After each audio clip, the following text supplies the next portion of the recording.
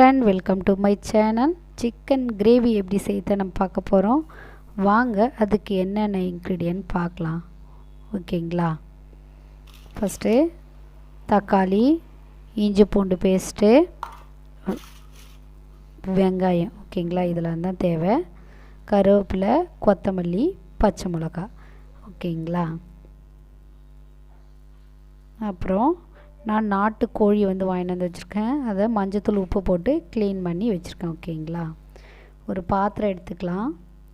அதில் தேவையான அளவுக்கு எண்ணெய் ஊற்றிக்கலாம்.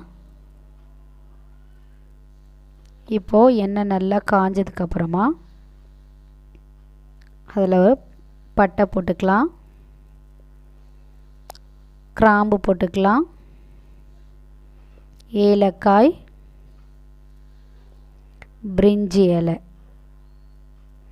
இதெல்லாம் லேசாக பொரிஞ்சதுக்கப்புறமா நம்ம வந்து பச்சை மிளகாய் ஆட் பண்ணிக்கலாம். பச்சை மிளகாய் லைட்டாக ஃப்ரை பண்ணால் போதும். ஓகேங்களா? ஜஸ்ட்டு லைட்டாக ஒரு ஃப்ரை பண்ணதுக்கப்புறமா வெங்காயம் ஆட் பண்ணிக்கலாம். வெங்காயம் ஆட் பண்ணிவிட்டு லைட்டாக அதை நம்ம நல்லா வதக்கி விடலாம். ஓகேங்களா? வெங்காயம் வதங்கிறதுக்காக கொஞ்சம் உப்பு ஆட் பண்ணிக்கலாம். உப்பு ஆட் பண்ணிவிட்டு அதை வந்து நல்லா வதக்கி விடலாம். ஓகேங்களா? இப்போது வெங்காயம் இந்த அளவுக்கு நல்லா வதங்கி வந்ததும் கொஞ்சம் கருவேப்பிலை போட்டுக்கலாம். கருவேப்பிலையும் லேசாக வதக்கிக்கலாம். இப்போ கருவேப்பிலை வதங்கினதுக்கப்புறமா இஞ்சி பூண்டு பேஸ்ட் ஆட் பண்ணிக்கலாம். இஞ்சி பூண்டு பேஸ்ட்டையும் நல்லா வதக்கி விடலாம்.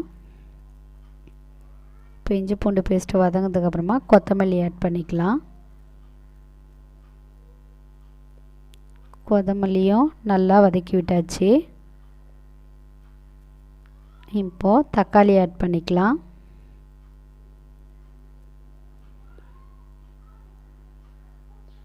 தக்காளி ஆட் பண்ணிவிட்டு தக்காளியும் நம்ம நல்லா வதக்கி விடணும். ஓகேங்களா?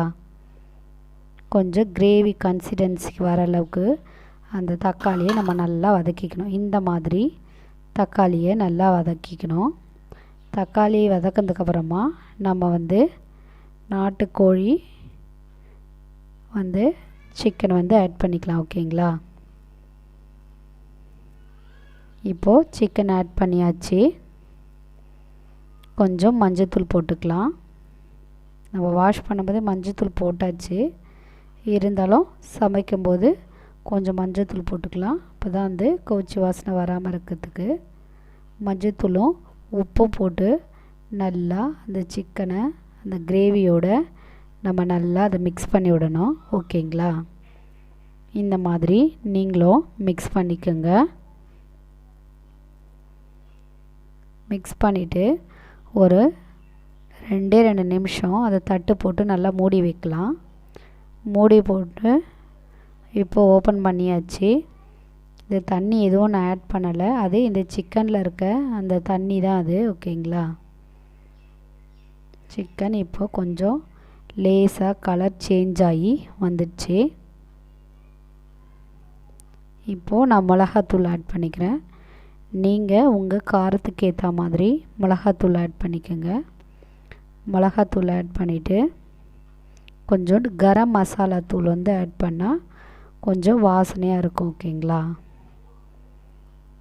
கரம் மசாலா தூள், மிளகாத்தூள் இந்த சிக்கனோட நல்லா மிக்ஸ் பண்ணி விடணும்.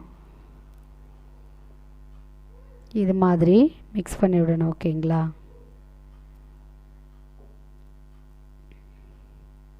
இப்போது நல்லா மிக்ஸ் பண்ணியாச்சு. கொஞ்சம் வேகிறதுக்கு கொஞ்சமாக நான் வந்து தண்ணி ஆட் பண்ணிவிட்டு அதை வந்து மிக்ஸ் பண்ணி விட்றேன். கொஞ்சம் உப்பு கம்மியாக இருக்குது. கொஞ்சம் உப்பு ஆட் பண்ணிக்கிறேன். ஓகேங்களா? காரம் உப்பெல்லாம் சரியாக இருக்கான்னு பார்த்துட்டு கொஞ்ச நேரம் நம்ம தட்டு போட்டு அதை வேக வச்சுக்கலாம். ஓகேங்களா?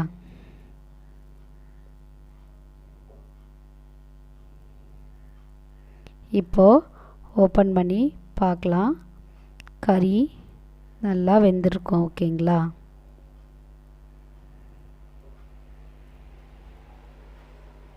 கறி நல்லா வெந்திருக்கான்னு பார்க்கறதுக்கு கொஞ்சம் லேசாக அதை மிக்ஸ் பண்ணி விடலாம். இப்போ குழம்பு ரெடி ஆகிடுச்சு. இப்போது பெப்பர் தூள் கொஞ்சம் ஆட் பண்ணிக்கலாம்.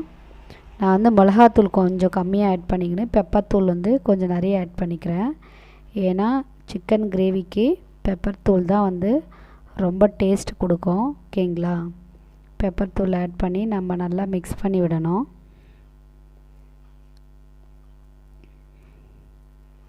சிக்கன் கிரேவினாலே அந்த பெப்பர் தூள் ஆட் பண்ணாதான் அந்த குழம்பே ரொம்பவே டேஸ்ட்டாக இருக்கும். ஓகேங்களா? இப்போது சிக்கன் கிரேவி ரெடி ஆகிடுச்சு. கொத்தமல்லி போட்டு இறக்குனா குழம்பு ரெடி ஆகிடுச்சு. ஓகேங்களா?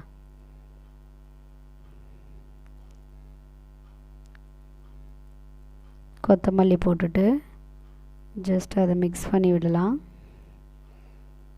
நீங்களும் உங்கள் வீட்டில் இந்த மாதிரி நாட்டு சிக்கன் வாங்கி நீங்களும் ட்ரை பண்ணி பாருங்கள். ஓகேங்களா? இந்த கிரேவி உங்களுக்கு பிடிச்சிருந்ததா கமெண்டில் சொல்லுங்கள். ஓகேங்களா? இது மாதிரியான ரெசிபிக்கு நம்ம சேனலை சப்ஸ்கிரைப் பண்ணிக்கோங்க. Sathya easy cooking. ஓகேங்களா? தேங்க்யூ.